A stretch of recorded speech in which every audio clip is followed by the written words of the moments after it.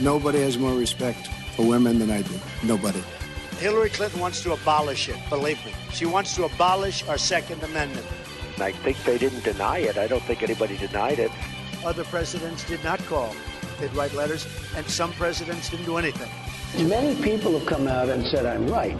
You really do have to ask yourself, where does it stop? Hello and welcome to Fallacious Trump, the podcast where we use the insane ramblings of a criminal dumber than MacArthur Wheeler to explain logical fallacies. I'm your host, Jim. And I'm your other host, Mark. A logical fallacy is an error in reasoning that results in bad or invalid arguments. And the logical fallacy we're looking at this week is the complex question fallacy, also known as the loaded question fallacy and presupposition.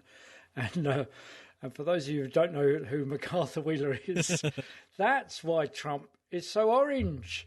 He's been doing the same thing with orange juice. Yeah. So, yeah. So we all know. Yeah. So we all know that. Yeah, I assume all the listeners know MacArthur Wheeler. Yeah. He was a guy who tried to rob a couple of banks in Pittsburgh in the 90s, and his disguise was rubbing lemon juice on his face because someone had told him, and he believed it, that it makes you invisible to security cameras. Well, because you can make invisible ink out of lemon juice. So naturally, as long as you don't go anywhere, then what you do, you write it with invisible ink, with lemon juice. You let it dry, and then you hold it. We all did it at primary school. Yeah. And then you hold it over a candle or a source of heat, and it comes back. It burns the juice. Totally so I guess, logical, yeah. As long as you don't go near any kind of heat source, like a radiator or a fan heater or anything, you'd be fine. You'd be invisible. Absolutely. Yeah. And wasn't he the source of the Dunning-Kruger? He was mentioned by Dunning and Kruger, in that, I think. When the police released a still from the security camera footage, he was caught within half an hour. And we know that. Yeah. And the idiot. Yeah. And they went round, and he was like, "But I wore the juice." So. But I was the president. Yeah. But I'm invisible.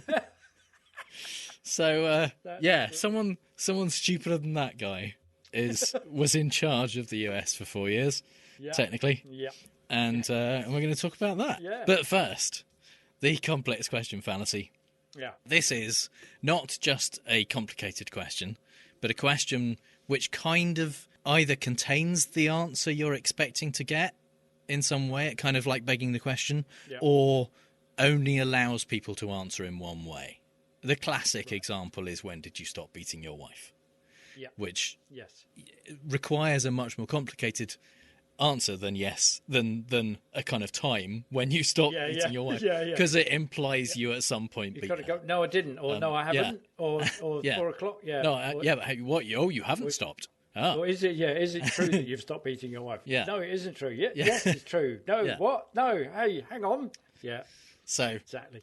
Our first example comes from some surveys that the Trump campaign put out with the Republican Party as a whole. And these are things called push polls. Push polls are where questions are asked which are clearly designed to push you in one direction. They're actually not even intended to get an answer, really. What they're intended to do is, through asking a question, they're supposed to try and give you a bit of kind of a push to believe one thing or the other. He did this multiple years. This is the one from 2020, July 2020. The first question, the 20 questions in this thing. First question was, do you believe the mainstream media has tried to delegitimize the crisis at our southern border? So, nice. Inherent in there is the fact there is a crisis at the southern border. Southern border, yeah.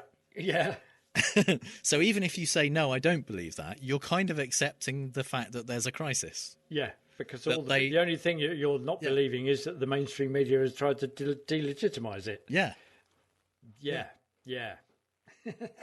So it implants that there is a crisis, but also very much suggests that the mainstream media has tried to delegitimize it. There are other questions like, which do you think the media cares more about, America's success or their TV ratings? Brilliant. That's a binary choice. Those are the only two things. The only two available choices. Yeah. There's, do you believe people make up stories about our movement because they know the mainstream media will glorify them for it? So, wow. if you say no, It's like, okay, well, why do they make up stories about our Yes, movement? exactly. Yeah. It's not no, people don't do that. Do you believe people make up stories? Yeah. No, they do. Yeah. They do, yeah. They don't do that because of this reason. They do it for another reason. Yeah. So why do you think they make up stories about a movement if it's not because the mainstream media will glorify them for it? That's brilliant, isn't it? That's so QAnon. It's quite, no wonder they think he's Q. Yeah. Yes. Saying these There's another one. things. Do you believe the media purposely tries to divide Republicans in order to help elect Democrats? So again, nice. they're clearly trying to divide Republicans. There's no question about that. Yeah. It's just why are they doing it? Yeah. And similarly, do you believe the media sensationalizes and exaggerates stories in order to paint President Trump and conservatives in a bad light? Wow. So the complexity is adding the bit on the end. So that it looks like it's a question. Do you believe that the mainstream media delegitimizes X? Or do you believe they do this? That would be enough. And do you believe they do this because they're doing that? There's the complexity added in. It turns the question of whether they're doing it into a question of why they're doing this thing. Why they are they're doing definitely it. doing Yeah, they're definitely doing it, yes. Yeah, and I like the one that says, based on your answer above, do you believe that the Republican Party should spend more time and resources holding mainstream media accountable? Yeah. Well, yes. Based on your answer, the answer above was, do you believe that the media perfectly tries to divide Republicans in order to help elect Democrats? Well, we can't. It doesn't matter how you answer, really, because the answer is still there in the question. Yep. Yeah.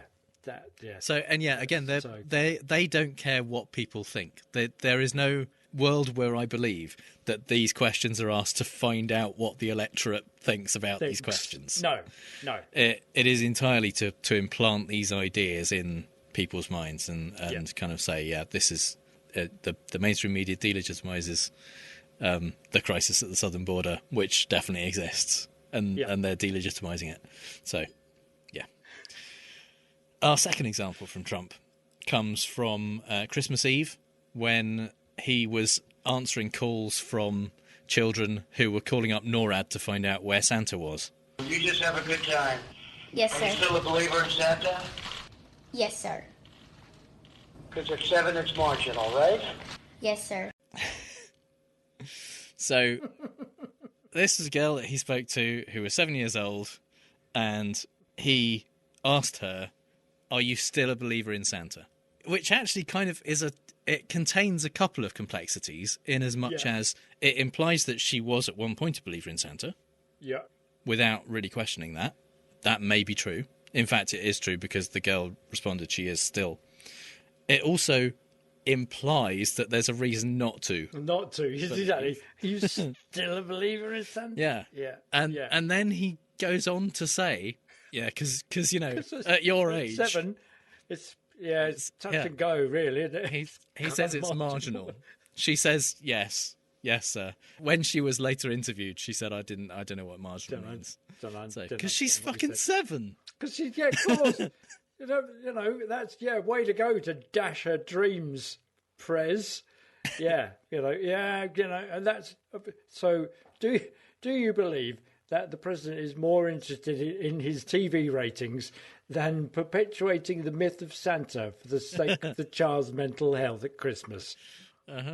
And now is the time, I think, for Mark's British politics corner. Well, in Prime Minister's Questions with Boris Johnson, Keir Starmer, because he's only ever done it with Boris Johnson. Oh, no, he did today with our new glorious leader, Liz Truss, but which I almost choked on that. Yes, which I watched just for the kicks and was deeply moved. Insofar as vomit came into the back of my mouth. Well, anyway, but Keir Starmer is really very good at the loaded question. He kind of sometimes he disguises them as jokes, and we talked about one that was hilarious before I sort of shoehorned it in just because it was hilarious. But when it works really well, he leaves very little wiggle room. And in this example with Boris Johnson from the 21st of April 2021, he's talking about, so this is way back when the pandemic was the only thing we were worrying about them cocking up. So here he is asking a loaded question.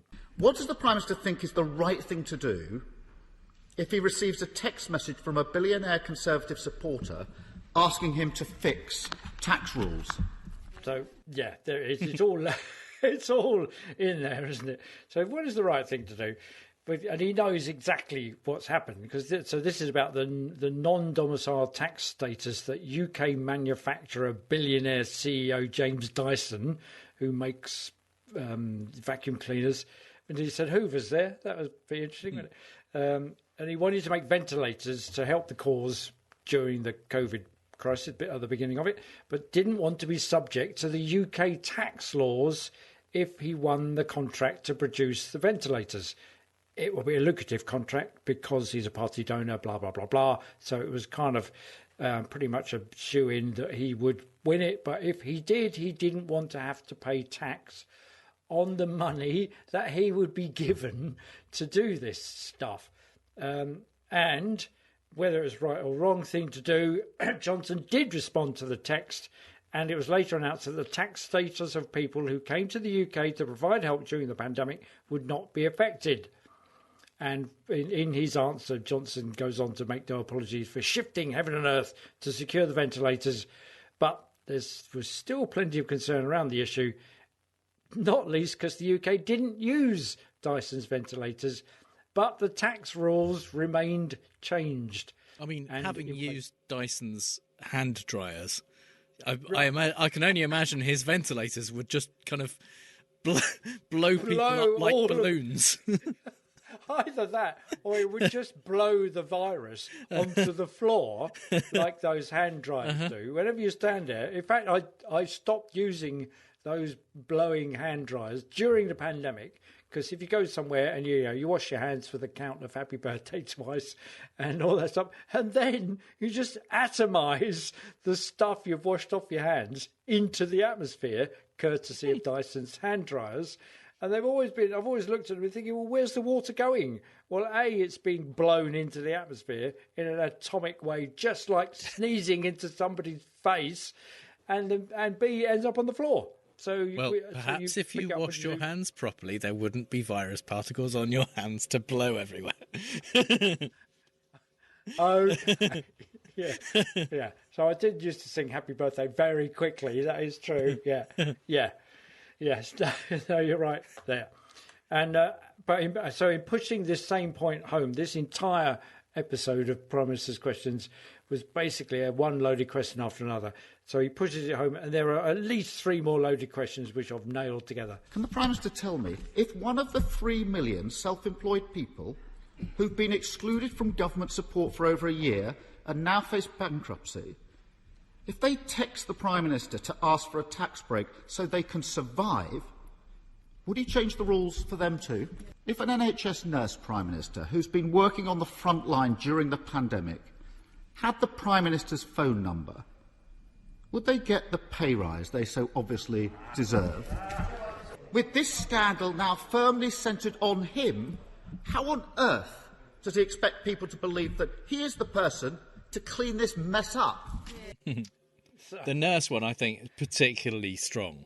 Yeah. That was very good. Yeah. Because if you say no, she wouldn't get the pay rise, that's really bad. And if you say, oh, yes, if she had my phone number, she'd get a pay rise, well, that's even worse. That's even worse. Yeah, quite. So, yes, quite.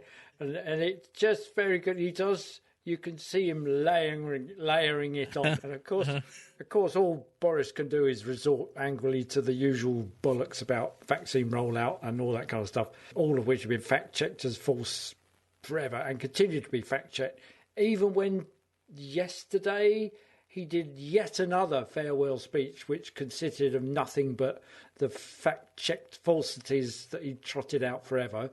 And then there's was that the speech where he recommended people buy a kettle, a new kettle, because they probably would save like 10 quid over the course of 2 years because if their kettle's really old and takes a while to boil. Oil, that would do it, yeah. And how much are kettles? Probably about £20. 12 quid. So, exactly, yeah. So you would save nearly the price of a new kettle.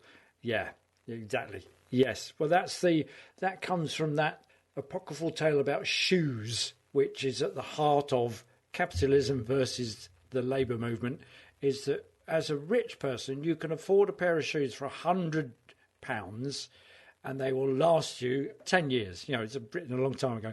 They will last you 10 years. As a poor person, you can buy cheaper shoes for £20, but they will only last you a year. So over 10 years, you end up spending twice as much on shoes as the rich person, but you don't have sufficient cash flow or money spare to make that outlay. So the rich person can make the outlay and save money. So the poor person can't make the outlay. So that's where Boris is coming from with that. It's exactly that kind of mentality. Yeah, just buy a more efficient kettle. Yeah, absolutely. It is very much like we'll just get a better job if you don't have enough money. Right. Yeah, just go get another job. You know, I've run out of hours. Well, just pay your nanny less. Just yeah, exactly. What's your problem? Yeah, just take your kid out of school for 2 weeks of the year. You know, don't go to the Maldives for your holidays. Yeah, quite. So the second example, at the other end of the pandemic, this end, the inquiry into looking at some of the sleazy deals and wrong-headedness that went on in response to it, because they're sleazy and wrong-headed about everything else. So, yeah, natch. Angela Rayner asks Kit Morehouse on the 15th of July about the COVID inquiry delay. Kit Morehouse is the Chancellor for the Duchy of Lancaster, which is a position currently the second highest ranking minister in the Cabinet Office. In practical terms, it basically allows the Prime Minister to appoint another minister that doesn't have a job.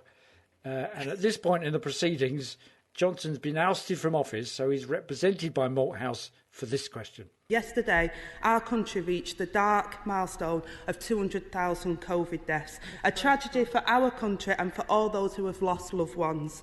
The Prime Minister delayed the start of the public inquiry into government's handling of the pandemic, with the hearings not expected until 2023, making a full inquiry unlikely before the next election. This week, reports suggest that the government is trying to block evidence to the inquiry, with ministers fearful they could be sued for damages. And Mr Speaker, there can be no hint of a cover-up or excuses for ministers dodging scrutiny. Does he deny those reports that have been put in the press? And if not, how can he assure us and the public that process will be independent? Well, Mr Speaker, the Honourable Lady has her very own brand of toxin, which she attempts to pump into everything that the government does. And she's effectively... No, we can't get on... We literally can't conduct debate in this House on the when did you stop beating your wife questions. This inquiry will be one that will be independently chaired and thoroughly conducted. It will have statutory powers to summon evidence and witnesses in the way that others have done. So basically he's accusing Rayner of being toxic, which anything that the Tory party disagrees with, they just deride as being toxic or playing politics. Or that, and then he goes ahead and plays politics by saying, we can't be doing the have you stopped beating your wife kind of questions, which to a certain extent, to be fair, he is right in identifying that she did sort of do that. I mean, I don't think she did. I was waiting for it because but it was that she was the way she set it up. Yeah, absolutely. Can you deny these reports? I don't think is a loaded question at all, because I think that's just a question, because she's giving the evidence for her side first. Yeah. Well, I mean, admittedly, it's based on newspaper reports and that kind of stuff, so it's not primary sources and all that stuff. But she's saying, here is what has been said about this. It looks bad. Do you deny that stuff? You can answer, yes, I do deny that stuff, and that's a valid answer. Yeah. He doesn't do that. Trap you either way. No, he doesn't do that, because the reports are probably true. So he resorts instead to just, calling it a loaded question and calling her toxic. It seemed, the first time I've heard it, to be an evidence-based question where she kind of presented the evidence and then said, say yes or no to this. So what he's done is he's actually done what Boris always fails to do, which is, if Boris had his sense about him, he would say, well, you've just given me a loaded question, Keir. I can't answer that either way. You've got me. And go on to kind of be really humble and go, yeah, I can see what you're pointing out makes it look bad, but... Yeah, sounds like Boris, yeah, but he's never going to do that because A, he hasn't got the wits about him to do that, and B, he would never do that. He would just bluster his way out, whereas Malthouse appears to have some wit about him in that he can make Rayner's comment suddenly sound like it's loaded question shaped, even though it isn't. Although she did load it up with lots of evidence. Yeah. And then kind of went, okay, go ahead and deny that. Yeah, if you can. And then he's just gone, oh, well, no, see what you've done. You've asked a terrible question. You're a terrible politician. Yeah. You're a toxic it was kind politician. It was kind of a bit like a gotcha. Yeah. Response that he accused her of asking trick questions. Yeah. When it was just a normal question. Yeah. So this, of course, actually, just to give you a bit of context, this is Kit Malthouse, who's a complete bloody liar. So when he says, "Oh yeah, the inquiry will call people up and it'll have evidence and it'll be independent, just like all the other ones," which weren't. And so on the 5th of October 2021, when he was defending the liar Boris Johnson, he said he didn't know where Boris Johnson was on television, and this is how that went. Is he honest all the time? In my experience, yes, he is. Are you having to say that because he's sitting right next to you, Mr. Malthouse? Is it slightly... No, I don't know. I have no idea where he is. There he is. I have no idea where he is. There he is. He's talking to Tom Newton-Dunn. Yeah. Oh, there he is, right there. They just turn the camera's pointing at Kit Malthouse, and then they just turn the camera to the left, and there's Boris sitting down talking to a radio reporter. Uh-huh. And he goes, oh, there he is. What an arsehole. Anyway, so, and quickly, as a third example, as Malthouse shows, it depends on which side of the argument you are, and you can call it out or call something a loaded question in order to shut down further scrutiny. And in January 2012, Nicola Sturgeon's predecessor as leader of the SNP, Scottish National Party, and the Scottish Parliament, Alex Salmond, proposed the wording, not unlike Trump's poll, proposed the wording for the then mooted Scottish independence referendum. His wording asked the Scottish people, do you agree Scotland should be an independent nation? And the New Statesman said, our poll on Scottish independence asked voters, do you support Scotland becoming a country independent from the rest of the United Kingdom? And Alistair Darling, Tory MP and unofficial spokesman for unionism, said, the question is loaded. He's inviting people to endorse the separation of a successful independent nation. He is not asking if you want to remain part of the United Kingdom, which I would prefer, which feels a bit loaded the other way. But actually, I think it could be less of a loaded question if it had, do you agree or disagree? Scotland should be an independent nation. I'm ambivalent towards that because I think do you agree implies there is the opportunity to disagree. Just say no. Yeah. I think if it said something like, do you agree that Scots are strong and independent people who would do better on their own rather than under the thumb of an oppressive Westminster government?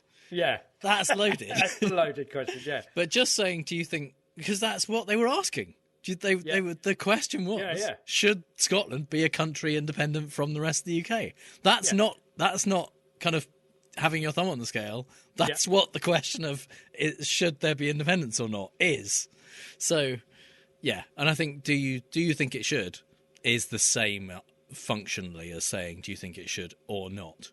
Yeah. So Alistair Darling saying it's a loaded question, it isn't. He's just looking at it from the other point of view and calling it a loaded question. It's a bit like when people say, oh, that begs the question. And we now know from our episode that it doesn't. When you say that, it doesn't necessarily, if at all. And then he's saying, he's not asking if you want to remain part of the United Kingdom, which I would prefer, but on his terms, that's just as loaded as the other one. Do you agree Scotland should be an independent nation, or do you think it should remain part of the United Kingdom? Well, it's the same thing, isn't it? Yeah. Yeah. But he's saying that's less loaded because that's the one he made up, whereas the one that Alex Salmond made up, he thinks is very loaded because he's got the word Scottish in there, I suspect. Yeah.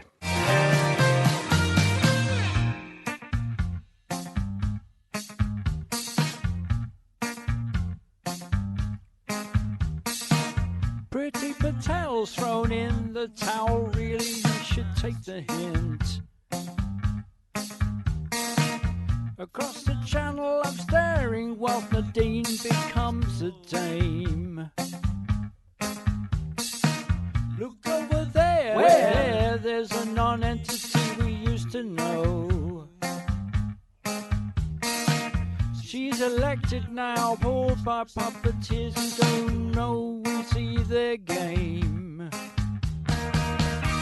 she really gone in number 10. She's really gonna flash us down to John. You better pull yourself together, kid. Cause if my eyes don't deceive me, there's something going wrong around here. For 2 years, Jesus Christ, I'm out of here. Joe Jackson there with, is she really going out with him? It's a very loaded question if ever I heard one. So in the Fallacy in the Wild, we like to talk about the fallacy of the week from a non-political perspective. And our first example this week comes from Community. This is the episode, I think it's called Investigative Journalism, where Jeff takes over the college paper and Annie is his kind of star reporter, and she asks the dean a loaded question. Tell me, Dean, when I refer to you in my article, would you prefer imbecile or incompetent? I prefer incompetent, but what I really want is for you not... It doesn't matter what you want. That's brilliant. So good. Yeah. I'll talk about you. Yeah. I like that he has a preference. Yeah, exactly. Yeah. Well, I prefer incompetent. Yeah, over imbecile. Well, we all would, wouldn't we? Really? Definitely. Yeah. If you had to make a choice, yeah. Yeah. And there's a Family Guy episode actually that I just thought of that has a similar thing. Kind of, I can't remember why they're trying to prosecute Brian for something. Someone sued Brian for something, right. And the lawyer asks Peter, which of the following phrases best describes Brian? Problem drinker or African-American haberdasher? And he's like, well, of those two, problem drinker, I guess. But...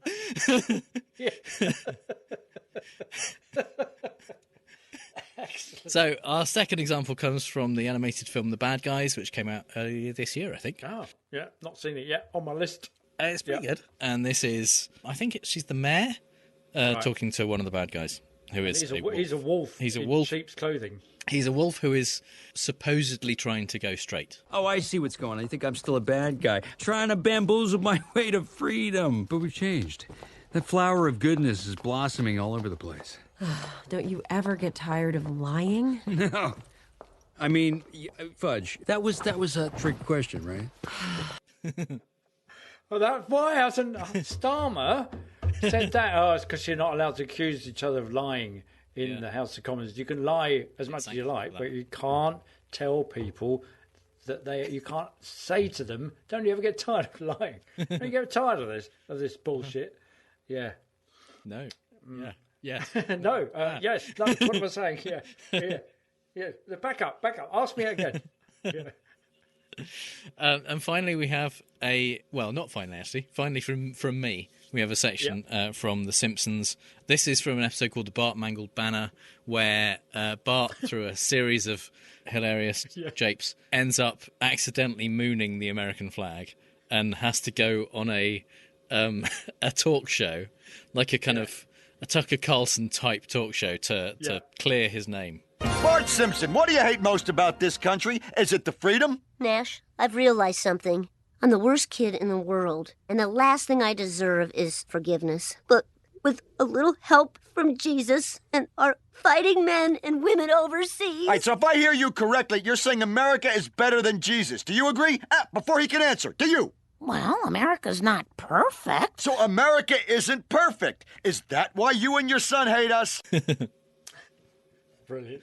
If I hear you correctly, and I love that, the appeal to Jesus and the fighting men and women overseas. So he says, Homer says to him before they go on, Just pretend you love America. And he says, I do love America. And Homer goes, save your lies for the American people. It's it's great. But yeah, the first question there is, what do you hate most about America? Is it the freedom? Yeah. There's this assumption that he does hate America. What do you hate most about it? Is it the freedom? At which point you just go, no, and they go, well, what is it then? What is Exactly, it that you most hate? Yes. Yeah. Yeah. And then ending with America's not perfect. Is that why you hate us? Yes. Yeah. You go, no, that's not. Oh, so that's not why you hate us. Right? Yes. Oh, right. So you hate us. Yeah. So finally, my example was the one that actually popped into my head immediately. We were going to do this episode. Was Caroline Aherne, a comic she was the new wave of comics from the 80s, the Comedy Store in London and all of that kind of stuff. She was on the Fast Show, if anyone's seen that, indeed, and other shows around that time, Yeah. She had this character called Mrs. Merton, who was like an old, sweet lady who would then interview people. And in 1996, she interviewed Debbie McGee, who was... Well, I think she was a magician's assistant she was a magician's assistant. Was his assistant, right. Paul Daniels, her husband, was a magician who was popular on kind of Saturday night TV. Yeah. And quite, compared to Debbie McGee, his assistant, quite old. And quite ugly. Not as easy on the eye. Yeah, and she was a more glamorous assistant. And over the course of their career, they got married at some point. Yeah. So Caroline Aherne was interviewing Debbie McGee and asked her this question. But what first, Debbie, attracted you to the millionaire Paul Daniels?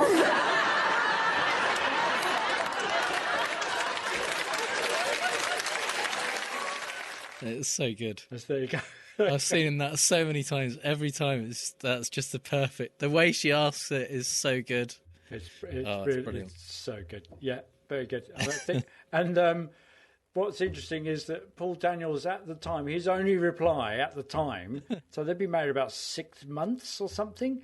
At the time, in his defence, he said, "I wasn't a millionaire at the time." So my favourite Mrs. Merton moment was when she interviewed notoriously alcoholic soccer player George Best. Yes. And asked, if you hadn't done all that running around, do you think you'd have been so thirsty? Exactly, yeah. So good. Yeah. It's just perfect. So we're gonna play Fake news, folks. I love the game. It's a great game. I understand the game as well as anybody. Yes, it's time for Fake News, the game where I read out 3 Trump quotes, 2 of which are real and 1 I made up, and Mark has to figure out which one is fake news. You see, now before we proceed, I must just ask you, from the following statements, just to tell me just how rigged this game is against me. A, almost certainly. B, completely. Or C, very much indeed. I mean, I'd have to go with C of those 3. Yeah, of those 3. Yeah. So, I'm currently way behind. I'm sorry, dear listeners, because I can't make it to 50. Can I still make it to 50? You can't make it. You can make it eventually, just not by the time we hit 100 by the games. time we hit 100 games. No, fair enough. No. Yeah. Well, I'm heartened by your faith in me that I'll eventually get to 50. I mean, I didn't say you would. I said you could. Yeah, I could. All right. Mathematically, it's possible. Yeah. See, I was straw manning you right there. Yeah. So, our clips this week come from actually not recent rallies and things that Trump has said, because, I mean, he has said some shit recently.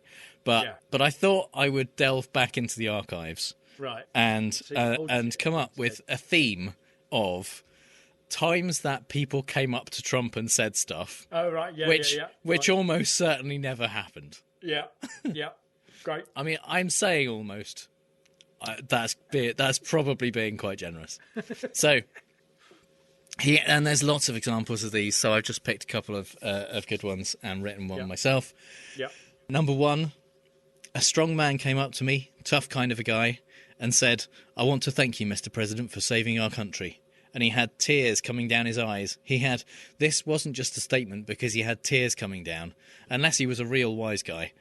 but he had tears coming down his eyes, and he said, "I want to thank you, Mr. President, for saving our country, and I want to thank you for all of the horrible things that you've had to go through, because it's so unfair to you, and it's so unfair to all of the millions and tens of millions of people that voted for you.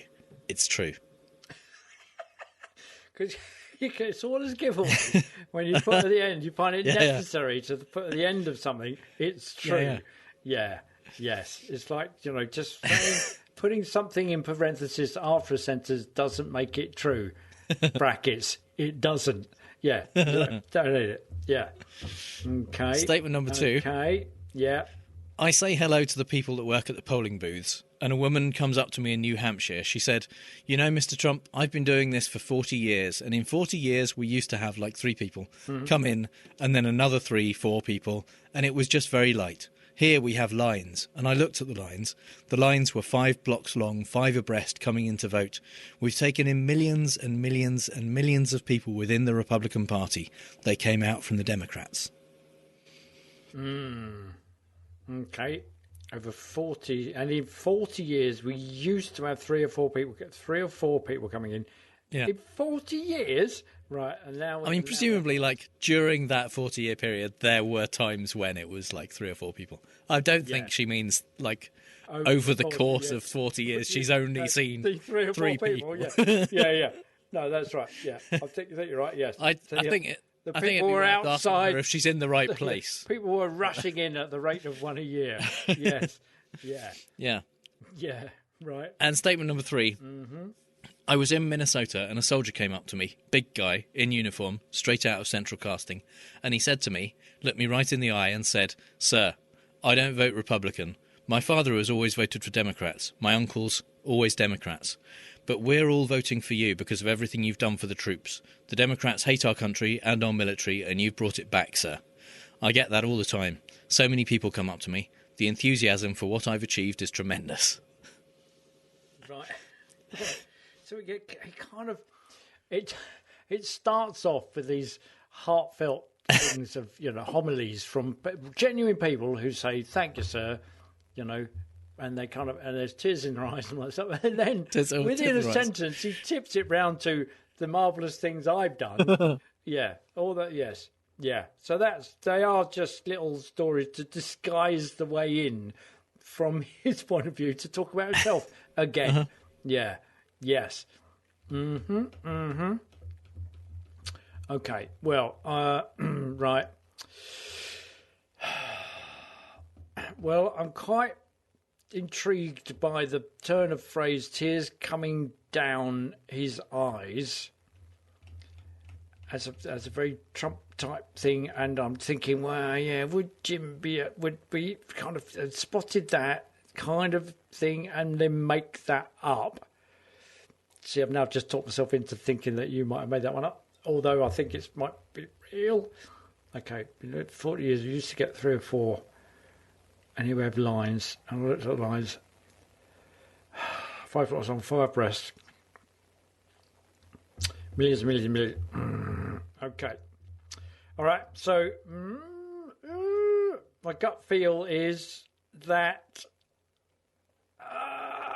number 3 is the one that you made up. Okay, so of the other 2, which are you more convinced by? More convinced by the strong man with the tears coming down his eyes. Okay. For saving our country. Number 1. For all the horrible things you've had to go through. Yep. Is real. Oh, no. A strong man came up to me, tough kind of a guy, and said, "I want to thank you, Mr. President, for saving our country." And he had tears coming down his eyes. This wasn't just a statement, because he had tears coming down, unless he was a real wise guy. But he had tears coming down his eyes. And he said, "I want to thank you, Mr. President, for saving our country. And I want to thank you for all of the horrible things that you have to go through, because it's so unfair to you, and it's so unfair to all of the millions and tens of millions of people that voted for you." It's true. It's not true. It's not true. Not true. The guy didn't come up to him, didn't say thank you, and even if he did, and then to dismiss the guy, so he comes up and he goes, "Yeah, thank you, Mr. President, for saving our country. And he had genuinely meant he had tears coming up, unless he was a wise guy. So he just kind of dismisses so they're all going, yay! And then he just dismisses it unless he's a wise guy. And they all go, oh, yeah, clever you. Yeah, maybe. That. Yeah. And then he just, thanks for saving the country. And thank you for all the horrible things that you have to go through. No, he didn't. He didn't. The witch hunt. The Russia hoax. Yeah, all of that. 2 impeachments. Doing the horrible things you've had to go through. Taking top what we've put him through. What we've put him through. Wow. Yeah, doing deals with dodgy people in the upstairs of Trump Tower. Yeah, what you've had to do. And, all that money we've given you and all of those things you didn't do that you said you'd do. Yeah, all that horrible stuff. Yeah. Yeah. Yeah. So you also think statement number 2 is real? I do. I'm beginning to doubt it. Yeah. Statement number 2 is real. I say hello to the people that work at the polling booths. And a woman comes up to me in New Hampshire. She said, Mr. Trump, I've been doing this for 40 years.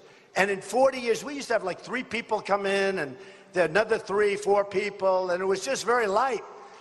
We have lines. And I looked at the lines. The lines were 5 blocks long, 5 abreast coming in to vote. We've taken in millions and millions and millions of people within the Republican Party. They came out from the Democrats. Yeah, but so this is New Hampshire, where it's voted nothing but Democrat for years and years and years.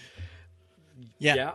And it's gone from 3 or 4 people at a time to 5 abreast for 5 blocks long. He thinks he's like an Apple store or something on the day of a new iPhone. New phone. Yeah. It's and I looked up the percentages of eligible voters that actually voted in New Hampshire. Yep. In 2016, which is the election he's talking about, it was 69.1% turnout.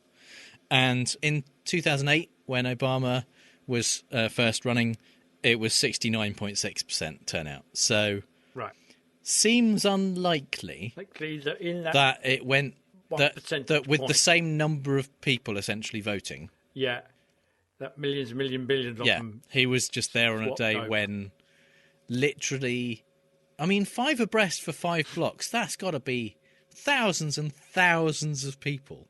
More than just that 1 percentage point difference between him and Obama. Not even, it was 0.5% less in 2016. Right. So, Yeah. So that means that number 3 was indeed fake news. There was no big guy in uniform who came up to him and told him that the Democrats hate the military. No, there were those other 2 people didn't exist either. You're right. Yeah. So none of those 3 people existed, but he told stories about 2 of them. Yeah, but one of them we know he didn't. No, he didn't. He said, because you made it. Yeah, but the others he made up. So, yeah. Which means that you are now on 47 out of 98 and creeping ever closer to that 50%. Yes, like a snail. Like Xeno. Perhaps. Like Xeno, yes. Yeah, ever closer. About half the distance and then half that distance again. Yeah.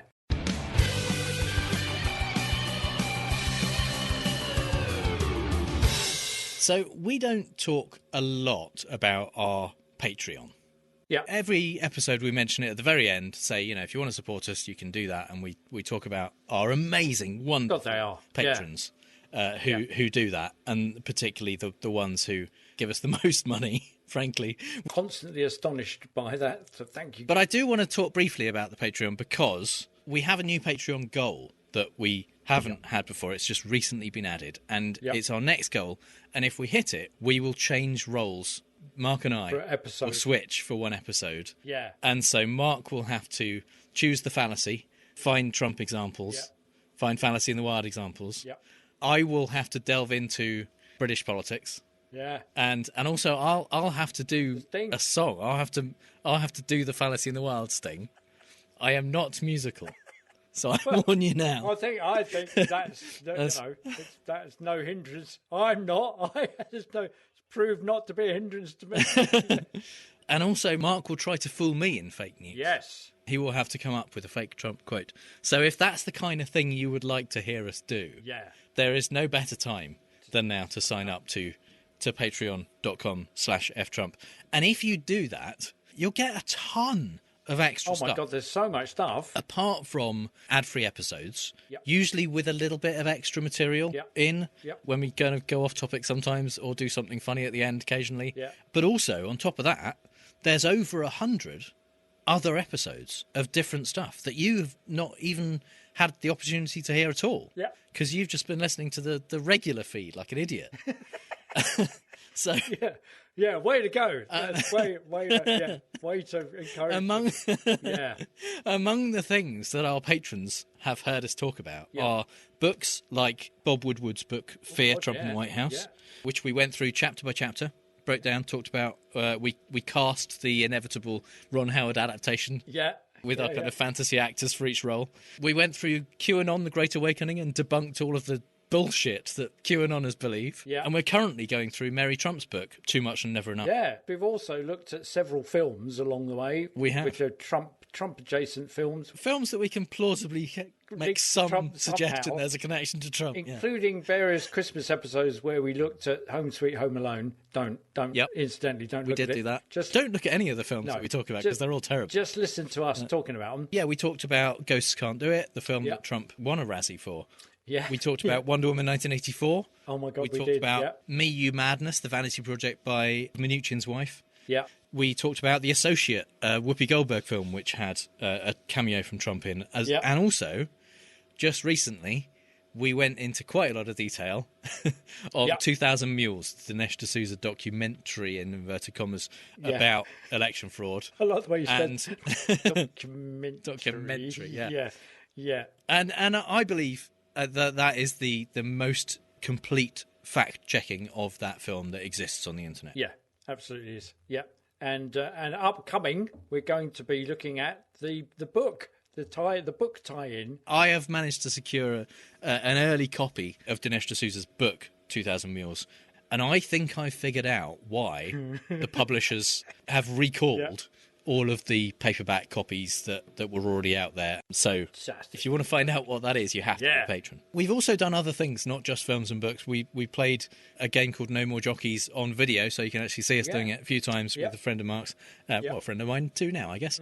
We talked about a couple of right-wing YouTube channels. We'll be doing more of that in the future. Most recently, we've done a special where we talked about all of the logical fallacies that are found in the gun debate, on both sides of that debate, gun control. And that was definitely one of the best episodes we've ever done. We haven't actually recorded it yet. We're going to do it after this. But what that is a secret stash of documents kept in a kind of audio Mar-a-Lago, really, isn't it? And if you become a patron, you get to be the FBI. You get to kind of go and open up those boxes that you're not allowed to open, and you don't even need a special master to decide which bits you get to see. If you sign up for at least $2 an episode, you'll get access to all of that stuff and all of the similar stuff that we plan to put out in the future. And we've got some really good stuff in the pipeline. Some of which I haven't even told Mark about yet. Wow, that's how good it is.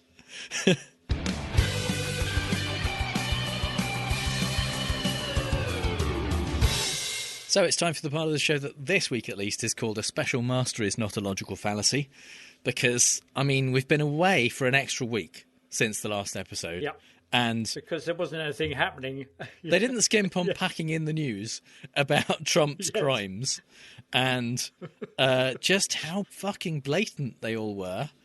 And how, I mean, he's admitting multiple felonies, and his lawyers are admitting multiple felonies. Literally, in the filings that they are filing with the courts, they are admitting stuff that he's done that is what the Department of Justice are saying, we reckon you probably did this. And his lawyers are going, oh, we totally did that. So did. Well, it's almost a kind of a... Well, it's a bit like they did that before, isn't it? It's almost a loaded answer, isn't it?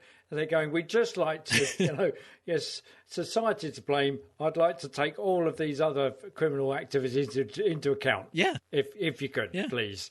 Yeah. And they just sort of say, oh, yeah, we deny that one because he can't possibly have been doing that because he was doing these other 5 things at the time. So, and you go, oh, yes, okay.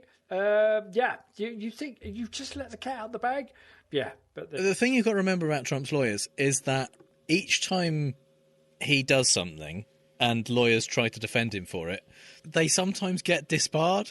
They sometimes, they lose their reputation, certainly. But most importantly is they never get paid. Yeah. So he's down to the ones now that he can still get after years of criming, who are still prepared to come out, go on TV and say good stuff about him, with no hope of getting any money for it at any point. Yeah. So I don't know why they're doing it. Just love of the game, I guess. But just pure innocence, just absolute innocence. But they're shit. Yeah. They're so bad at what they do. So, as you know, Mar-a-Lago was raided by the FBI in a secret late night, middle of the day thing, which they told the Secret Service about beforehand, where they went to collect the documents they'd been repeatedly asking for months. So he did say, well, why didn't you just ask me? I would have given them. Well, yeah, we did. So they did that. They collected these documents, 22 boxes, I think, of documents, which was on top of the 15 boxes that Trump had originally given back, and then his lawyers signed a penalty of perjury statement saying that they'd definitely given everything back now, and they'd done a really good search to make sure there wasn't anything else. There definitely wasn't anything else. And when definitely no classified stuff, and no stuff that the government should have back. And when the Department of Justice sent people there, they let them look in the storage room where there were boxes, but specifically didn't let them look in the boxes. They were like, oh, yes, there's definitely no classified things here. Don't look there. Don't look in this box. Yeah. Here are some boxes. But they definitely don't have classified material in them. But just don't look. Don't look. Yeah. So it's on the 8th of August, the FBI took that material back. At that point, Trump's lawyers could have filed something about anything about that, about saying, this is my stuff, or you've taken stuff you weren't supposed to take, or claimed the executive privilege that they ultimately did, which in itself admits that those are presidential documents and he's not allowed to have them. Yeah. But they didn't do anything. They didn't file anything until the 22nd of August. So that's like over 2 weeks later. And at that point, they didn't even file the "you've done the wrong thing, can I have those back" thing. What they filed was a motion requesting a special master, which is someone to go through the documents before the FBI gets to see them, to decide what in there might be privileged information. The only thing that could even potentially fit with that is documents that are to do with interactions between Trump and his personal lawyers. That could be privileged attorney-client information. Executive privilege, if it's presidential stuff, that's not his anyway. That belongs to the National Archives, the archivist. So that would be a terrible argument, which they made. But the special master, in theory, would go through the stuff and decide what the FBI gets to see and what they don't get to see. Right. The thing is, because they did it over 2 weeks after the FBI took the stuff, the FBI had already gone through everything at that point. At it. Yeah. And in that process, they had a team within the FBI who were not involved in the investigation, in the criminal investigation, whose only job it was, they were a privileged team, was to look at the material for stuff that the criminal investigation team shouldn't look at, shouldn't be included in that group of materials. Right. So they'd had this process happening. Is the equivalent of... Yeah, absolutely. Yeah. They'd gone through the process, they'd identified material which was potentially privileged and removed that. Then the FBI had continued to go through and log and look at all of the classified national security, nuclear secrets, all of that stuff, and log it all and keep records and start their criminal investigation based on that before Trump had even filed to say we don't look at that stuff. We'd really like someone to check it first. they filed that not with the original court that the search warrant had gone through, because basically they didn't think they'd win there, so they filed it in a more conservative district in Florida, where it went to a judge that Trump appointed basically at the last minute, I think December 2020, on his way out of office. Right. An unqualified, according to the American Bar Association, judge who's a part of the Federalist Society, one of those kind of Trump loyalist, ultra-conservative judges called Eileen Cannon. Right. And so the special master motion went to her, and her response to it was essentially, like, at the top of her response, she essentially put, I'm definitely going to grant this request, but in the meantime, could you, first of all, the DOJ give me reasons I shouldn't, and also on Trump's side, maybe clarify some of the stuff in your motion, because none of the stuff in your motion made any sense. Right. So in order for me to grant your motion, you need to tell me why you think grant the motion. Well, first of all, why you think I have jurisdiction. Right. Because again, they didn't go back to the court. This was a new filing, essentially, as if it's a new case. So why do I have jurisdiction in this case? And she kind of gave them a couple of options. Like, do you think maybe it's anomalous jurisdiction? If you might want to look that up and see if you think that's a thing I'll definitely agree with if you claim it. And the thing is, the Trump lawyers didn't take that hint. They didn't claim that. They barely answered that question. Yeah. So they didn't get that hint. So she asked, what jurisdiction do I have to answer this question, and give me the basis for your claiming which jurisdiction it is. Yeah. Also, what relief are you seeking? Like, what? Yeah. Apart from this special master, like, what do you want done? Do you want them to stop kind of looking at the stuff? What are you claiming that you want to get out of this? Because they didn't put that in the motion. They just went, make them stop. Yeah, just make them get someone to look at it first. Yeah. So basically, all the people that have looked at it have already looked at it.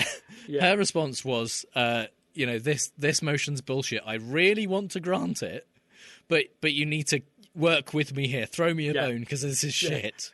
Because I can't. And although I'm not qualified on the bar, I know what I'm talking about, and I've got my future to think about. The rest of your lawyers, you're at the very bottom of the barrel now, and they don't know what they're talking about. And even me chucking you this big hint, they're going, what is it she's saying? I don't know. I don't have time to look that up. I've got to worry about getting paid. Yeah. So Trump's lawyers came back with a kind of refined motion in which they didn't request specific anomalous jurisdiction or equitable jurisdiction. It wasn't refined in any way. It was crude. And crude, isn't it, almost? And the DOJ came back with their reasons as well, why they thought it was important that they continue to look at this stuff, basically. Right. And that gave them the opportunity to argue lots of stuff and reveal lots of new information, including a lot of stuff about what they had seized and what they had seized, what they'd got the first time around. I think actually the first time that information came from the affidavit that got redacted based on the original judge deciding that the DOJ should release the affidavit. Yep. But amongst those filings, we found that there was a lot of classified shit just in the stuff he voluntarily gave back. So, like, he had at least, 37 boxes of stuff in his little unlocked shed that he kept it in. Yeah. In the basement at his oceanfront golf course. Yeah. Which is open to the public if they have enough money. Yeah. And so when the archivist said, "Oi, you've got some of our stuff, give it back," 7 months later he voluntarily gave it back after arguing with them a bit. But the 15 boxes full of stuff he gave back, he didn't get someone else to do this. No one went through it and took out the classified stuff and put that with the stuff he was keeping. Because he still had 22 boxes of shit. He could have taken out the stuff that made him look really bad and give it and back. Keep that stuff. Or no, Yeah. well, either Or hide it. Yeah. either give it back and say, sorry about this, accidentally took it while we were grabbing our kind of cable bill. Yeah. Or give back the 15 boxes of stuff of the non-classified, non-important national secrets. Yeah. To make it look like he hadn't taken anything that serious. Exactly. It wasn't a big deal. Thereby putting them off the scent. Yeah. And they'll go, But- oh, yeah, that bit. Yeah, that's all right. But oh, no, you've just the got stuff, copies of the stuff he voluntarily CPUs. gave back in those boxes included, in 14 of the 15 boxes, there were classified documents. There were 184 classified documents, including 25 marked top secret, and some that were HUMINT, which is human intelligence, which is spy stuff. Spy stuff. It is stuff Oh my they had God. got from literal spies that may have included in that the name of the spy. Yeah, absolutely. Yeah. The name of them, or where they were based, or what they were doing, or what their cover was, or stuff about them that could potentially put them in serious danger. This is kind of the most top secret stuff there is about the security of, intelligence services. Yeah. And just mixed in with his passports and other crap. Because it was just in the boxes Time with magazines, things like that. Yeah. And Jesus, the thing is, some people have noted, and we're not saying there's definitely a link here, but it's plausible. Mm-hmm. People have noted that last year, the CIA put out a kind of announcement within the agency, and that made it outside the agency, that there were a surprising number of agents, CIA agents around the world, being uncovered or killed that year. Whoa.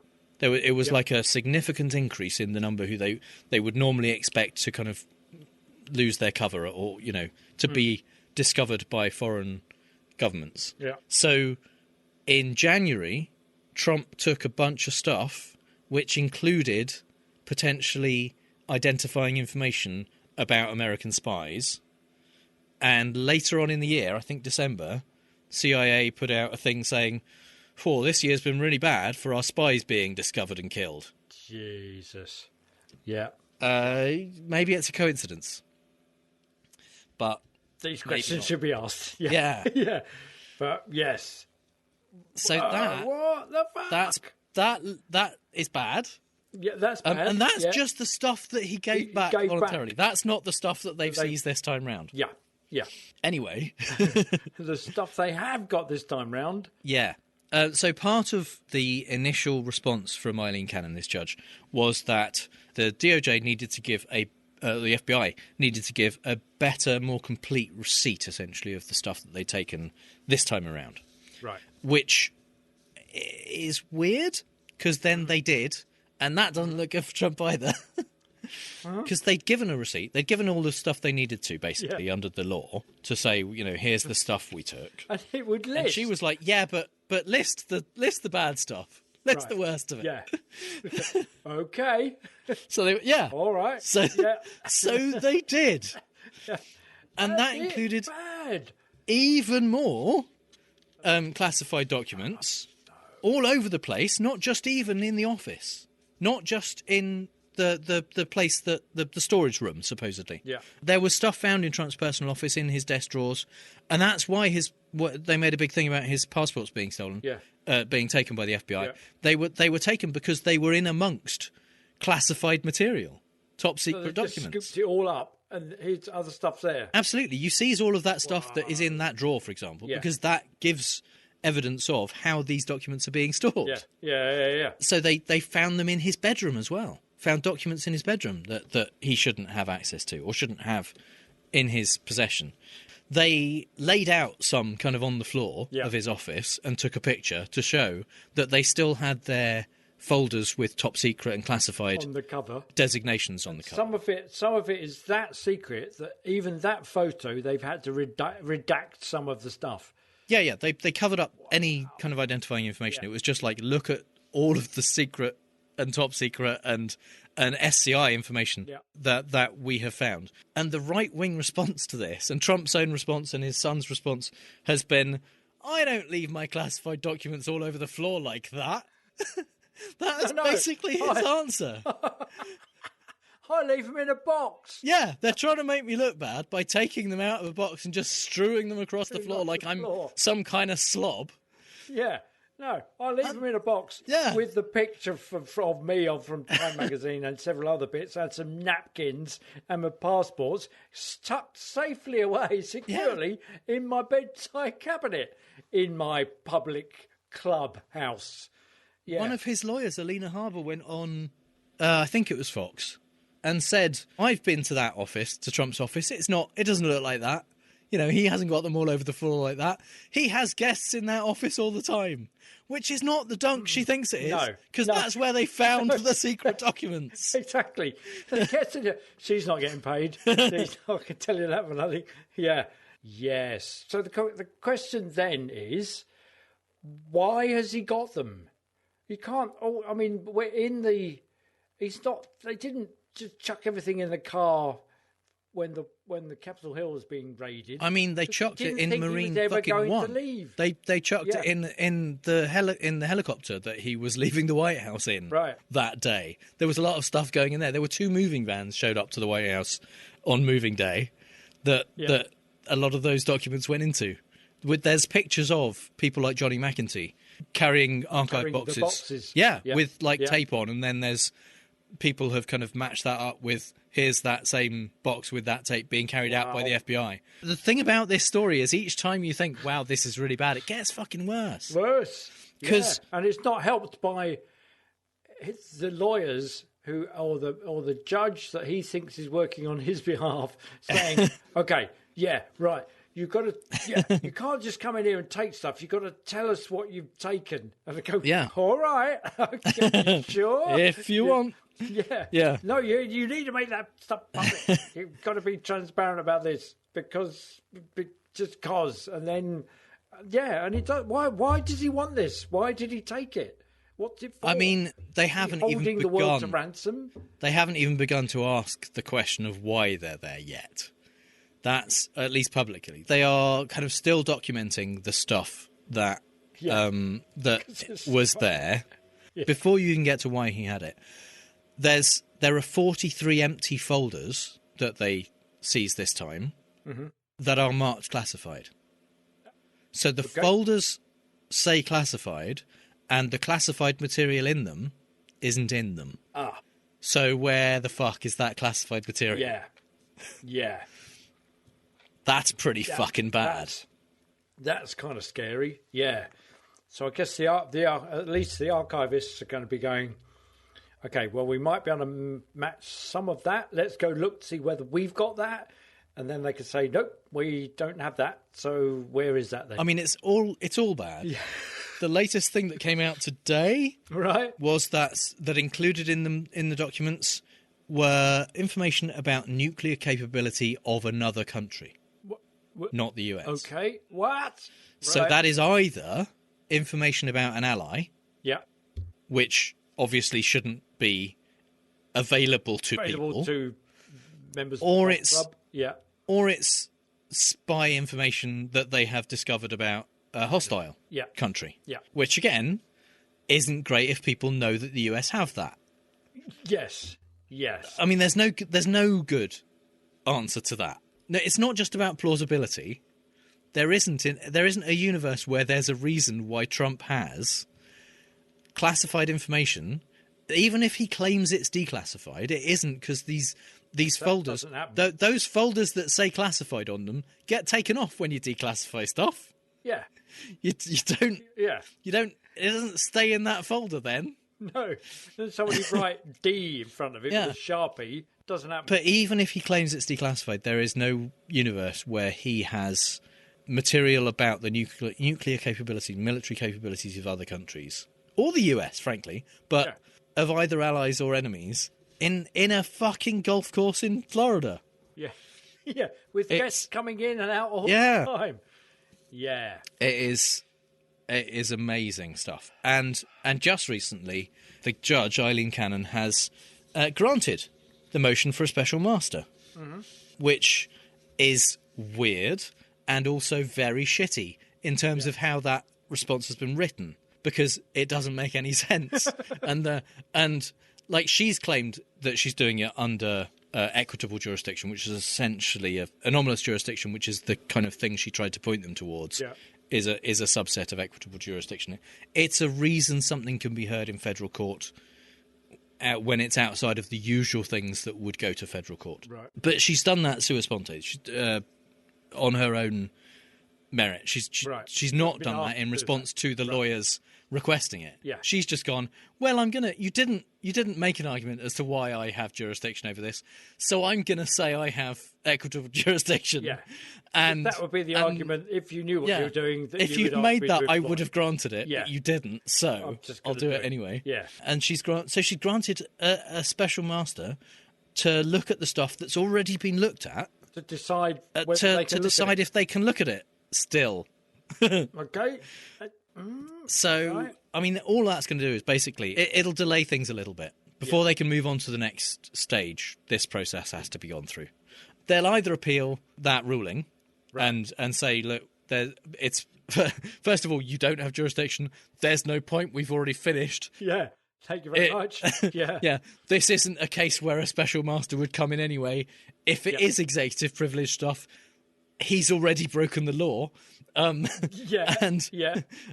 various other reasons why they could appeal against this. So they might choose to do that. They might just go, okay, fine, someone look at it, and then we'll get on with what we're doing, because it's really not going to derail it at all. They're going to do exactly the same stuff. Unless someone like Giuliani gets appointed special master, and then he says, no, all of this is stuff you can't look at. Yeah. Then they'll go, it's not going to make much difference. Yeah, whatever. We've looked at it all. Yeah. It's all we've seen fucking it. top secret. You're not supposed already to be seen looking everything. at it. Yeah, he's not supposed to have it. Yeah, some of this stuff, even the president shouldn't be looking at. Wow. So if they eventually, surely, they're going to go, right, you shouldn't have had any of this stuff, and therefore we're going to impeach you for a third time. Yeah. Because the reason they're fighting is because if he's found guilty of spying or handling secret documents when he's no longer president, or taking stuff that ought not to be there into a private residence, a public residence, he's not going to be able to run for office ever again. Ever. See, that's the one thing that probably won't be affected. Because he could be put in prison, but even if he goes to prison, he could still run for president from prison. It's been done before. Yeah. So that, I don't think there's anything that can be done about it. I don't think there's a thing where they can rule that he can't run for president. But he could go to prison. And I mean, it's with the stuff that's come out, all of the rulings that they have made, all of the motions the DOJ have made, all of the information that's been revealed from the affidavit, the fact that there's nuclear material secrets in there, the fact that some of it's human intelligence, some of it is designated no foreign, which is stuff which is not allowed to be seen by any foreign national. Wow. Stuff which is I forget the designation, but it's stuff which can only the person who originated the document gets to decide who sees it. Right. There's some of that stuff as well. And that's the kind of stuff where there's like maybe a dozen people in the government who get to make that kind of document. Right. Yeah. And then they say, okay, these three people get to see it, no one else. Yeah. And if you want anyone else to see it, you come to me. Yeah. That's how that one works. Yeah. So there's, those are those. Yeah. That's pretty serious stuff. This is high level information, and the Espionage Act is one of the things that they specified in the search warrant, and it's definitely seeming like they could charge him under it. And if they and having released all this stuff, if they don't indict him on anything, it's going to seem really weird now. Yeah. They're going to need a reason, I think. Going, you had all this really stupidly top secret stuff in a public space where guests going in and out on the carpet, in boxes, in his drawer, and yet we're not going to charge him for it. And they've done things like asking the lawyers for assurances that they have definitely checked all of the stuff, and they've done diligent searches, and they've got statements from them saying, yes, you had a subpoena asking for specific kind of classified type material. we've given you everything. There's definitely nothing left. And within hours, the FBI found twice as much stuff as they gave them. So, God. you know, Those they lawyers kind of aren't getting laid paid. that. Yeah, they kind of laid that trap to say, that, you know, give us your assurances under penalty of perjury that this is everything. Yeah. And then they went in and went, see, it wasn't everything, was it?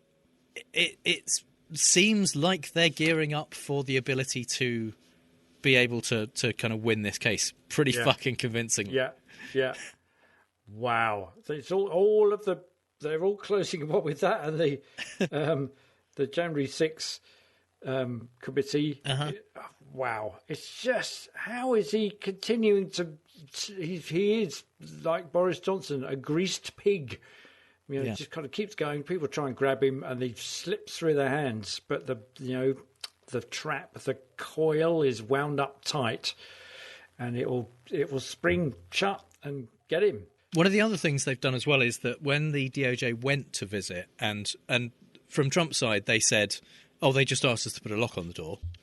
That's not what happened at all, because they unsealed that motion as well, or that ruling, and it wasn't just please put a lock on the door. It was put a lock on the door. You know, keep this stuff secure. Also, don't look at it. Yeah. And or move it. You know, just don't go in there. Nobody gets to go in there at all. Yeah. That's it. Yeah. This is for us and not you. Yeah. And then, or possibly already they had a surveillance warrant because they were keeping an eye on the place where they asked him to keep it. Yeah. And they have evidence that boxes were subsequently moved in and out of that room. What? After they had... What? Yeah. So, again, that seems like another kind of trap of saying, you know, we want you to be absolutely clear. It is from this point on, no touching those boxes, and then watch them touch the boxes. Yeah. Brilliant, isn't it? It's like, it is candy from a baby, fish in a barrel, all of that stuff. And they're just not smart enough to Mar-a-Lago to see that that's what's happening. So, do you think they really mean it this time? Nah, it doesn't apply to us. It's like, I was the president. It won't apply to me. No, you were the president. That's the point. You're not anymore. You're a private citizen, albeit with ex-presidential privileges. You don't get to look at this stuff. You don't have the necessary security clearance anymore because you're not the president. And you can't just keep it in your bedroom. I mean, he would be... There are certain things he would be allowed to access. Mm-hmm. But that's not the same as keeping them at his house. Yeah, you could turn up at the White House and go, can I have a look at this stuff? You can go to the archives, look at them, look at the Declaration of Independence, like anyone else. Yeah, the portrait of Washington, all of that. You can go do that. Wow. Well, watch this space. And finally, some things we really don't have time to talk about. Old Uncle Joe has reached that part of the road trip where if you kids don't shut the fuck up, he's going to turn this car around. He's had enough of pretending that reaching across the aisle is a good thing when the people across the aisle are all traitorous, lying sacks of elephant shit. And more importantly, he's discovered that when he calls a fascist, his approval rating actually goes up. He's tested the waters at a Democrat fundraiser in August when he said the extreme MAGA philosophy was like semi-fascism, prompting complaints from fascists that he'd hurt their fascist feelings and from the rest of us that he'd used the unnecessary qualifier semi. He then delivered a blistering primetime address to the country from Philadelphia's Independence Hall last week, in which he called out MAGA Republicans as a threat to democracy, which seems pretty fair, since they literally attacked the seat of democracy in an attempt to stop democracy happening just last year. But the people who called Democrats satanic paedophiles said Biden went too far in insulting thousands of Americans, and that it was the most divisive speech ever made by a president. And we know these people are aware Trump exists because they voted for him. They must have extremely short memories, which tracks, actually. Meanwhile, Lauren Boebert tried to call it divisive, but she's too stupid to use hyperbole, so she called it one of the most decisive speeches in American history, and then accused Biden of cognitive failure. Despite a little bit of she's of Russian heritage and they were top secret documents there, People.com report a tremendously funny story about one Anna de Rothschild, a young woman who visited Mar-a-Lago in a Mercedes AMG, joined the club, spoke about the vineyards and family estates and growing up in Monaco, and apparently they were lapping it up. She's even got a picture with Trump, who would have loved having that name on his membership rolls, of course. As part of its investigation, the FBI obtained copies of fake passports from the US and Canada that bear Inya Yashinshin's photo and the name Anna de Rothschild that she used at Mar-a-Lago.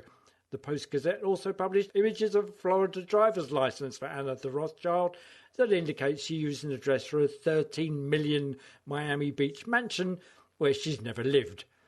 I think there is some misunderstanding, Yashinshin told the news outlet during an interview in which she claimed she didn't know Anna de Rothschild and that the documents with that name were fabricated by a former business partner who intended to harm her. That's all fake, she said, and nothing happened. Well, you can see why Trump didn't say anything. She's his perfect woman. Young, chiselled cheekbones, Russian descent, blacking her way to hanging out on the golf links with the right and powerful, calling it all fake, being investigated by the FBI. Look out, Melania. I sense divorce papers. In her defence, I believe she doesn't know Anna de Rothschild.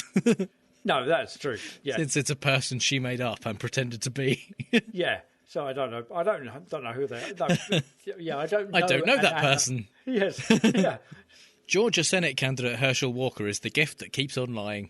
And this week, he revisited one of his old and much debunked claims about working in law enforcement. But this time, he brought the receipts, posting a picture on Twitter of his Cobb County Special Deputy Sheriff card with the caption, "While at Reverend Warnock was calling law enforcement thugs and bullies, I was proud to serve the blue as an honorary agent and Special Deputy Sheriff of Cobb County for many years." When I was 6 or 7, I got a Chips playset so that I could ride my chopper bike and pretend to be Eric Estrada. It came with a bright blue plastic helmet and a police badge, which gave me exactly the same arrest powers as Herschel Walker's Special Deputy Sheriff card. Former DeKalb County DA J. Tom Morgan said, "It's like a junior ranger badge," and said that many Georgia sheriffs had stopped handing things like that out, fearing people might use them to impersonate law enforcement officers. Meanwhile, in a recent appearance on Newsmax, Walker was asked how he feels about the attacks levied against him questioning his mental health, and he put any worries to rest by answering in part, "My bike is not bent, so anyone can ride my bike, like he seems to have Chuck Schumer and Joe Biden riding his bike because he seems to be voting for whatever they say." Walker is currently polling neck and neck with Raphael Warnock, an actual smart person with no serious head injuries. Well, so perhaps he's actually talking about his chopper bike that he had as a kid. Maybe. When it's the chips thing. What the actual fuck? That's not out of context. The stuff he said immediately before and after had nothing to do with bikes or anything else. It didn't make it better. Right. Okay. Yeah. Meanwhile, in lovely downtown Nebraska, the land of the free and the home of the brave, the Northwest Public Schools student newspaper of 54 years, Saga, was closed down following articles written therein on the origins of Pride Month and the history of homophobia. It also included an editorial opposing a Florida law that bans some lessons on sexual orientation and gender identity, the so-called Don't Say Gay law. All very worthy student newspaper kind of content, engendering the kind of robust debate that schools usually pride themselves in instilling in their student body. You'd think.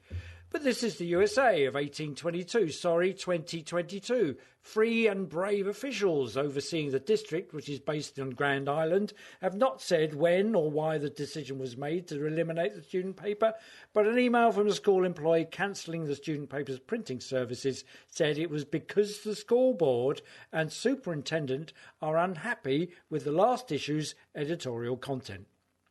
Some school board members have made no secret of their objection to the saga's LGBTQ content, including board president Dan Lyser, who said that most people were upset with it.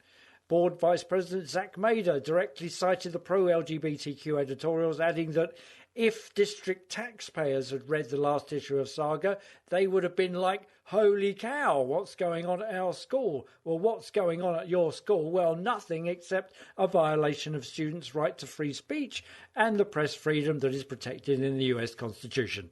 But just so long as some board members and most people and district taxpayers who might see it are not presented with things they'd rather not have to think about, that's all right then. Hang the Constitution, well, just the bits that don't suit them. Brace yourself, it's one of those good news things again. Alaska held a special election to fill the congressional seat of Republican Don Young, who died in March having spent 49 years in the post. Wow. Former governor, VP candidate and noted dumbass Sarah Palin was up for the seat, but lost out to a Democrat. Yay! And the first Alaska native ever elected to Congress, Mary Peltola. Since this election was the first in Alaska to use their new ranked choice voting system, Republicans have come out in force to say how bad and evil it is since they didn't win. Senator Tom Cotton, who looks like Norman Bates but less fun to spend an evening with, pointed out that 60% of Alaskans voted for Republicans and ended up with a Democrat. He's technically not lying, but the reality is that in the penultimate round, Peltola had around 40%, Palin had around 31%, and moderate Republican Nick Begich had around 28%. When Nick got eliminated, his votes were redistributed based on voters' second choices, and it turns out a lot of his supporters were like, sure, we're Republican voters, but we don't want Palin, she's a fuckwit. So Peltola picked up enough second choice votes to take her to 51.5% and the win. She'll have to stand again in just a couple of months for the midterms, but if she's up against Palin again, it's looking like it might be okay. Yeah, good news indeed. In a move to tackle student debt, Joe Biden has introduced some write-offs of student loans for those borrowers who earn less than $125,000 a year or $250,000 for couples who file taxes jointly. They will be eligible for debt cancellation. Fair play. Surely it'd help those people to be able to spend more in the economy in the long term and not be hampered by debt. Outrage inevitably followed from the likes of the usual GOP suspects, Marjorie Taylor Greene, Mike Kelly and Vern Buchanan. And how do we know that? Well, the White House tweeted those Republicans' outrages along with the information about them benefiting themselves from having Paycheck Protection Program loans forgiven during the COVID pandemic.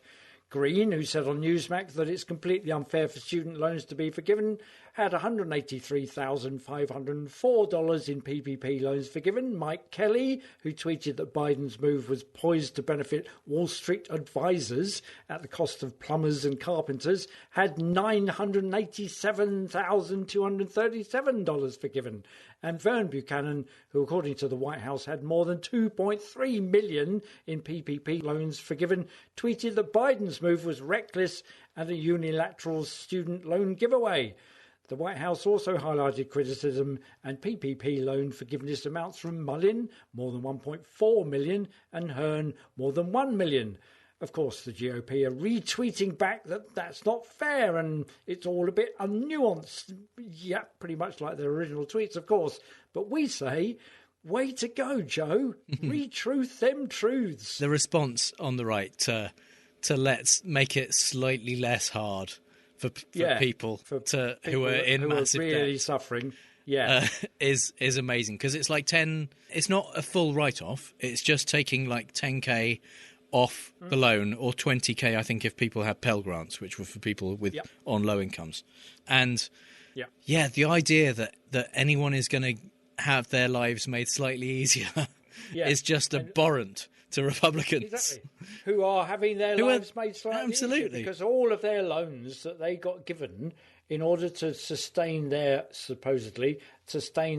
businesses and pay people wages have been written off. They haven't got to pay those loans back. No, absolutely. So, to the tune of millions of dollars each. And there's students who are getting 10k off their loans. And it's not all students, it's some students who qualify. Even people who haven't had hundreds of thousands of dollars of their own loans forgiven. People who have actually, worked hard and paid off their loans and all that kind of stuff, or didn't go to college or whatever. Yeah. It's still insane that they have a problem with this, because ultimately it's like if there's a string of burglaries in your road and you're like, well, the police shouldn't catch the burglar because that's unfair to all the people who've already been burgled. Yeah. They shouldn't stop them from burglarising more homes. Yeah, because we had to suffer, so they should. It's fucking insane. Yeah. Yeah. Oklahoma Secretary of Education Ryan Walters has called for a teacher in his state to have her teaching certificate revoked so that she can never teach there again. It's a serious move, usually reserved for teachers who get convicted of felonies or violent crimes, or credible accusations of child abuse or inappropriate contact with students. In this case, high school English teacher Summer Boymia is accused of, checked notes, giving her 10th grade students access to the Brooklyn Public Library so that, if they wanted, they could borrow some books. Mm-hmm. Ryan Walters, again, the Secretary of Education, said, "What we have here is someone who's decided to be a left-wing activist and try to indoctrinate kids, and we're not going to allow it here in the state of Oklahoma." In case you're a normal person scratching your head and trying to figure out what the fuck is going on here, the problem is that while the kids weren't required to borrow specific books, or even any books at all, the QR code this teacher posted in her classroom pointed towards the Brooklyn Public Library's fantastic Books Unbanned project, which allows students across the country access to books that their small-minded local school boards, and in this case the entire state of Oklahoma, have outlawed. In solidarity, a group of local parents have started putting up lawn signs with the QR code to encourage kids to read these books. If you live in Oklahoma and you'd like one, or if you'd like to help fund more signs, you can email unbannedqrsigns@gmail.com. And meanwhile, in Britain, the Tory party all drew their long knives and got rid of Boris, saying he was no longer fit for office and the party needed a reset. But that was nearly 2 months ago, which in politics is like as long ago as when the primordial forests that are now oil were just seedlings. Since then, they've been tearing lumps out of each other and shoving a truss under our noses and into our faces. And anyone who isn't a supporter of the victorious, with the smallest margin ever for a Tory leader, by the way, said surgical support woman, has been ousted from the cabinet. So much for resetting the cronyism and favouritism that populated the cabinet in Boris's time. And moreover, Miss Hernia treatment even praised the blonde buffoon's achievements. The usual fact-check to death lies about vaccine rollout, saying boo to Putin first and other shit, as being admired from Kyiv to Carlisle, albeit to stony silence in the House. All in all, we are now down to the remaining backwash of ministers that have no experience in office, or they wouldn't have voted for Liz, fronted by a marionette made of barrel scrapings protecting profits over people's livelihoods, because that's what the donors want. And all she wants to do is dress up like Thatcher and get selfies with the Queen. So that's all right then, you've done that. You can toddle off back to the cheese counter now, Liz, before we all die of capitalism. So that's all the bad arguments and faulty reasoning we have time for this week. You'll find the show notes at fallaciousTrump.com. And if you hear Trump say something stupid and want to ask if it's a fallacy, our contact details are on the contact page. Or if you have access to Manchester, England on Halloween weekend at the end of October, you can come up to us at QEDCon, which is an amazing skeptical conference, which there are tickets still available. You can go to qedcon.org. We'll be there all weekend, and we're going to give a talk on the Friday afternoon at Skepticamp, which is a whole day of talks from kind of people in the skeptical community and people who are connected to skeptics in the pub groups around the UK. We're giving a talk in the afternoon about logical fallacies, and the whole weekend there will be amazing panels and podcasts being recorded and skeptical talks and cool stuff. We'll be there, and we'd love to see anyone of our friends and followers and listeners who's there. It's like a festival for critical thinking. Fucking brilliant. If you think we use fallacy ourselves, let us know. And if you've had a good time, please give us a review on Apple Podcasts, Stitcher, or wherever you get your podcasts. Or simply tell one other person in person about how much they like our podcast, possibly at QEDCon. And you can support the show at patreon.com/ftrump, just like our newest patron, Sindra Soraid, our Strawman level patrons, Steve Bickle, Schmutz, Mark Reiki, and Amber R. Buchanan, our True Scotsman level patrons, Kaz Tui, Andrew Houck, Max Beaver, and our top patron, Lauren. Thank you so much for your continued support. It's very much appreciated indeed. You can connect with those awesome people as well as us and other listeners in the Facebook group at facebook.com/groups/FallaciousTrump. All music is by The Outburst and was used with permission. So till next time on Fallacious Trump, we'll leave the last word to the Donald. That's right. Go home to mommy. Bye.